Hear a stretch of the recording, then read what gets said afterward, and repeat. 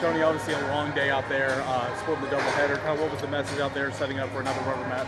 Just keep playing. I think our guys got good energy, good bounce to them. Obviously the execution.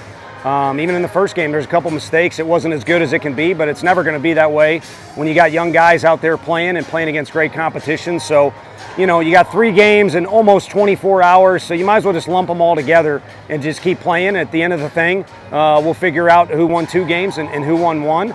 And I think it's right that it's that way tomorrow, that it's 1-1, because they're 2 evenly matched teams, and we all kind of know what this league is about. A lot of times it comes down to Sunday or Game 3.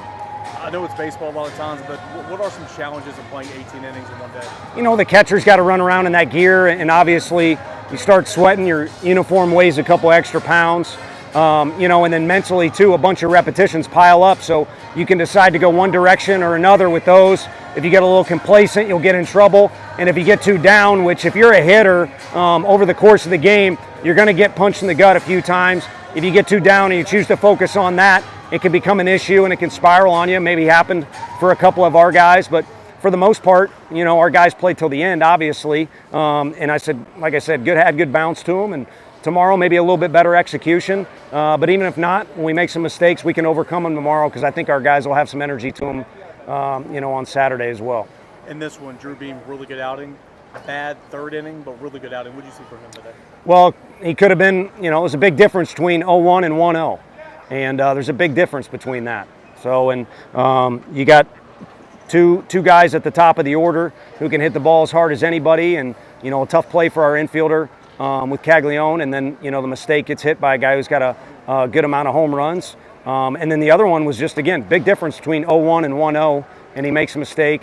And a guy that's real big and strong has got 2 more homers now that this day is complete for them. A.J. Causey, really a good effort again in Game 1. What did you see from him? He was outstanding, and probably had to stew a little bit more down there when he was wanting to. We never have a set deal on when we want to bring him into the game, but that's kind of been the 1-2 combo for us with he and Stom. And Stom threw the ball in excellent fashion, and he picked up where he left off, and he seems to have a knack for coming in and getting out of a jam. And he's gotten out of jams in other situations too, not just the first inning. So we could leave him in there, but with Kirby and Combs down there in the bullpen, we have confidence in those guys. So we figured we'd turn it over to them, and it never got to Combs in that situation. Saw KT get in that bat here at the very end. Kind of what's his availability this weekend? I think, a pretty good turn of events from yesterday to today. So maybe I was a little too hesitant. You never know. To me, in my opinion, it's good he got out there, saw some live pitching. The fact his body was feeling a little bit better. I would say base running and hitting or something that he'll be likely doing tomorrow. I don't know how much we want to push it on the defensive end since we've got other good defenders.